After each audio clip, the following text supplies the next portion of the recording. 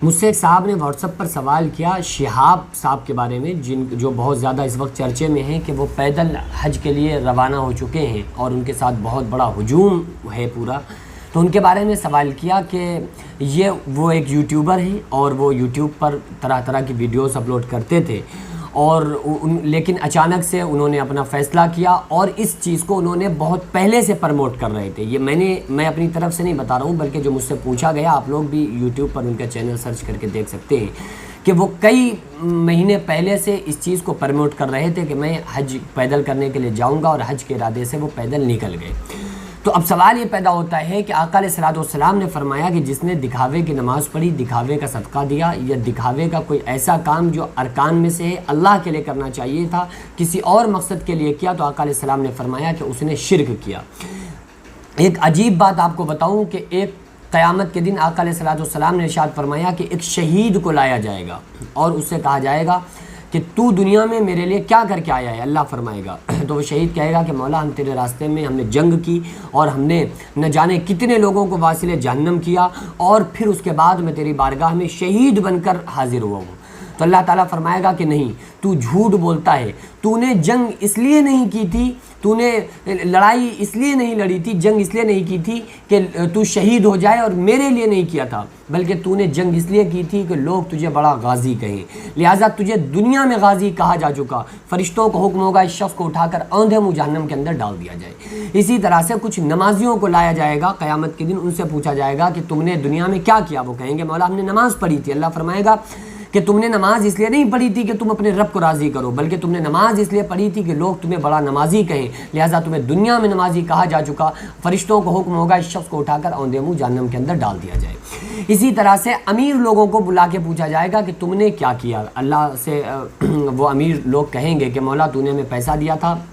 ہم نے اس پیسے کو تیرے راستے میں خرچ کیا اور ہم نے غریبوں کی مدد کی، ہم نے صدقہ کیا، ہم نے خیرات کیا. اللہ فرمائے گا کہ نہیں، تم نے زکوٰۃ خیرات اس لیے نہیں کی تھی کہ تم اللہ کو راضی کرو، بلکہ تم نے اس لیے کیا تھا تاکہ لوگ تمہیں بڑا سخی کہیں، لہٰذا دنیا میں تمہیں سخی کہا جا چکا. فرشتوں کو حکم ہوگا کہ اس کو اوندھے منہ اٹھا کر جہنم میں ڈال دو. تو اس طرح کے تمام واقعات ہیں. حافظوں، عالموں، مفتیوں کو بلا کر پوچھا جائے گا تم نے دنیا میں کیا کیا، میں نے تمہیں علم دیا تھا. تو وہ کہیں گے مولا ہم نے دین سیکھا، پڑھا، عمل کیا، لوگوں کو بتایا. اللہ فرمائے گا نہیں، تم نے علم اس لیے حاصل کیا تھا کہ لوگ تمہیں بہت بڑا حافظ اور عالم اور علامہ کہیں، لہٰذا دنیا میں تمہیں علامہ کہا جا چکا. فرشتوں کو حکم ہوگا اٹھا کر اس کو اوندھے منہ جہنم کے اندر ڈال دیا جائے.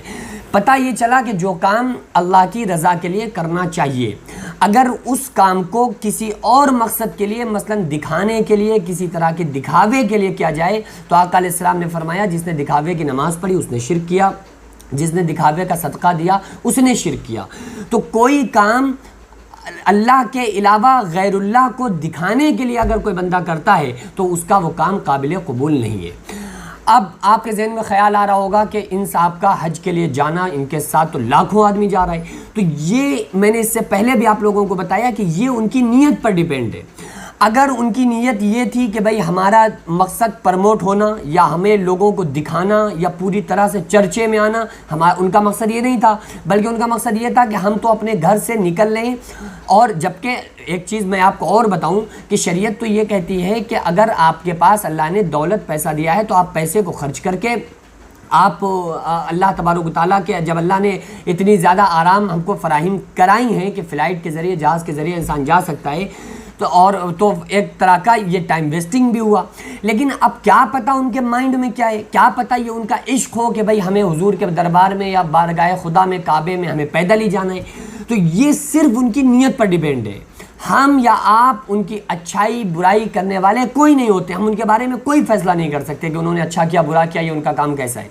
اگر آپ مسئلے کے تحت دیکھیں گے تو یہی ہے کہ بھائی ان کے اتنا زیادہ ٹائم ویسٹ کرنا، ہاں یہ کرتے تو بہت زیادہ اچھا تھا کہ یہاں سے فلائٹ سفر کر کے جاتے اور جانے کے بعد 1 سال وہاں گزار دیتے کہ بھئی ہم کعبے میں اور مدینے میں 1 سال ہم گزاریں گے، رسول اللہ صلی اللہ علیہ وسلم کے قدموں میں گزاریں گے، تو یہ بہت اچھا ہوتا. بہرحال ان کا نیک نیتی، ان کا ارادہ، یہ اللہ تبارک و تعالیٰ ان کے جذبے کو قبول فرمائے، اللہ تعالیٰ ان کے حج کو قبول فرمائے. اگر ان کی نیت یہ ہے کہ ان کا مقصد کسی کو دکھاوا نہیں، کسی کو دکھانا نہیں تھا، یا پرموٹ ہونا یا چرچے میں آنا نہیں تھا، بلکہ خالص اللہ کی رضا کے لیے ان کا مقصد اور نیت یہ تھی کہ اللہ کی رضا کے لیے ہمیں حج کرنے جا رہے ہیں، تو خدا کی قسم اللہ تعالیٰ انہیں بہت بڑا ثواب عطا فرمائے گا۔ لیکن اگر ان کی مقصد کسی طرح کا پرموٹ یا چرچے میں آنا ہے تو بھی ظاہر سی بات ہے کوئی بھی دکھاوے کا عمل اللہ کی بارگاہ میں قابل قبول نہیں ہوا کرتا ہے۔ بہرحال ہم اور آپ کسی کے لیے کوئی فیصلہ نہ کر کے ہم کسی بندے کی جو ظاہری جو ہمیں دکھ رہا ہے ہم اس بندے کے لیے دعا ہی کریں۔ ہم سارے لوگ مل کر دعا کریں کہ اللہ تبارک و تعالیٰ شہاب صاحب کے اس جذبے کو قبول فرمائے، ان کے حج کو قبول فرمائے، ان کو راستوں میں ان کے لیے تمام راستوں میں آسانیاں پیدا فرمائے۔